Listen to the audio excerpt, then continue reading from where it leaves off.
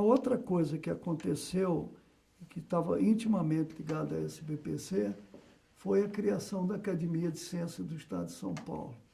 Naquela época havia um posicionamento da comunidade de ciência e tecnologia do Estado de São Paulo muito incômoda, porque a Academia Brasileira de Ciência ficava no Rio e praticamente estava isolada do resto das outras comunidades científicas brasileiras, que naquela época eram poucas, né? Era São Paulo, Rio Grande do Sul, né? Bahia tinha, graças a alguns líderes importantes científicos, como Bautista Vidal, que foi um líder grande na área da política do petróleo, né, no Brasil, do Rômulo de Almeida, que foi um pensador brasileiro importantíssimo a longo prazo, né?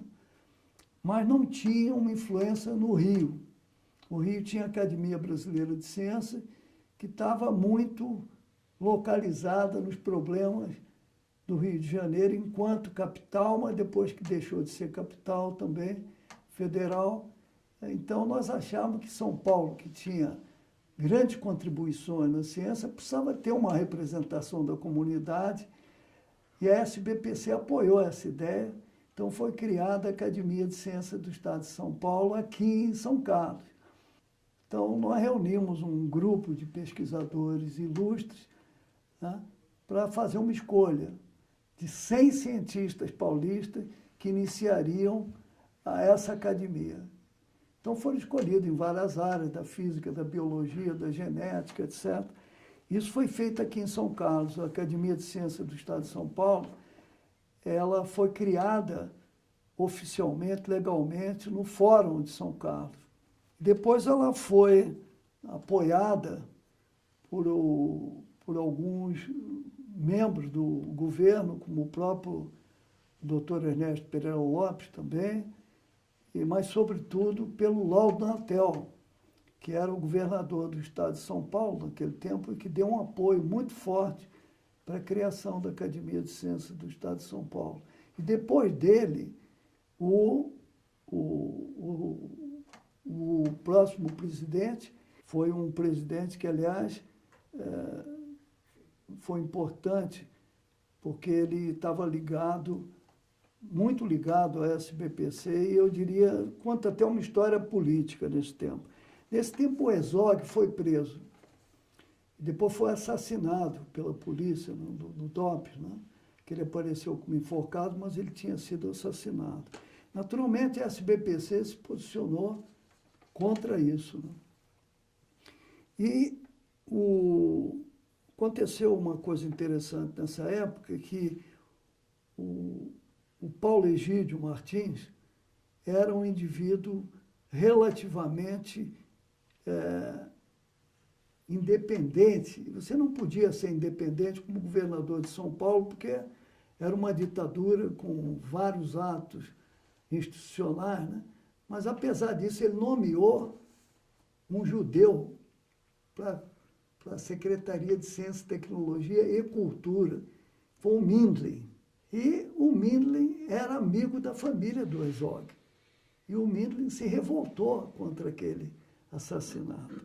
E como resultado disso, o Comando Militar de São Paulo exigiu do Paulo Egídio Martins que o Mindlin fosse exonerado do cargo de secretário de Ciência e Tecnologia.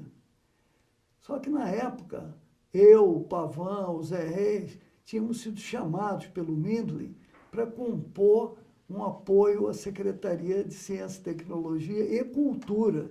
Naquele tempo você tinha ciência, tecnologia e ainda tinha que cuidar também da cultura. Por exemplo, naquela época eu me lembro que foram criados, o Mindlin era um indivíduo extremamente culto, né?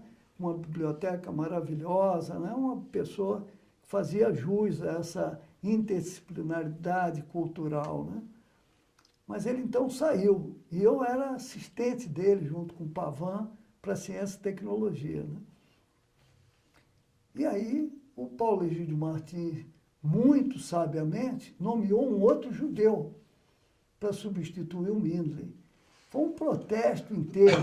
Ele nomeou Max Pfeffer, que era uma grande fortuna também, dono da Suzano Papel Celulose, né? O pai dele, o Leon Pfeffer, era uma liderança da comunidade judaica no Brasil, um homem de grande visão de empreendedorismo. Só que aí o Max Pfeffer me chamou, e ao Pavan, para continuarmos na Secretaria de Ciência e Tecnologia, né? E acabamos ficando muito amigos do Max Pfeffer, que era músico também, e se interessava por coisas da cultura, né? E então, juntamente com o Pavan, o Zé Reis, nós recebemos um apoio grande para criar a Academia de Ciências do Estado de São Paulo, agora de uma maneira mais robusta, né?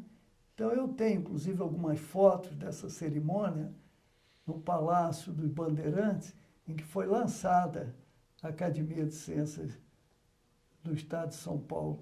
Tudo por influência da SBPC e, eu diria, também da comunidade científica que orbitava em torno desses problemas na época, né?